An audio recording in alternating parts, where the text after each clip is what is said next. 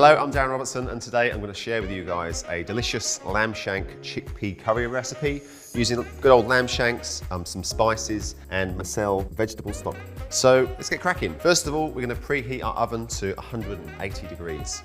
Next, peel a couple of onions and finely dice. I'm going to heat up some ghee in a casserole dish because we're going to use this to cook our lamb shanks in. Whilst that's heating, I'm going to generously season our beautiful lamb shanks with some salt and pepper. The ghee is nice and hot, so take your lamb shanks and carefully place them into the pot, like so. You want to brown these off and really caramelise the lamb shanks. And I give these a little turn now. So this is what you're after. So a beautiful golden brown crust. Right, so the shanks are looking good, so now I'm going to remove these from our pot.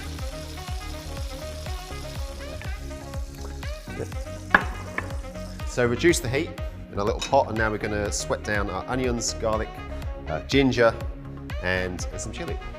So pop these in, wind in some minced garlic, a bit of ginger, red chilli, good pinch of salt and pepper. So straight in with our ground cumin, coriander, turmeric powder, and then finally a little bit of garam masala. And this is really how it should look. So this is the base to our curry. We're going to add our liquids. So for some sweetness, we'll throw in some honey, tomatoes, and finally to bring it all together and give it a wonderful depth of flavour, we're going to pour in a litre of Massel Vegetable Stock. Lamb shanks in, lid on, and straight in the oven. These guys are going to take about 3 hours to cook. Plenty of time for you to chill, go for a walk, have a little siesta. So the lamb shanks have had about 3 hours now, so we'll check them out. It smells amazing. Very, very happy with that. We need to check that they are cooked. So what you want to look for with lamb shanks, they want to be soft to the touch, and ideally they just want to come away from the bone. Remove the shanks from our pot, give the sauce a bit of a taste.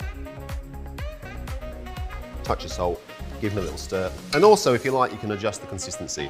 So I'm really happy with that. But if you want it thicker, obviously you reduce it down. You can add your different fresh herbs, yogurts, coconut, cream, all sorts of stuff. And so next we're going to add a tin of cooked chickpeas, about 400 grams. So pop these straight in. And then to garnish this curry, we have some fresh coriander and a little bit of yogurt. I just like to put a spoon or two in our curry itself. So I'm really happy with that. So there's nothing sort of overpowering. All the spices are working really well together. The cumin, the garam masala, the coriander. It's beautiful. There is a little bit of heat coming through.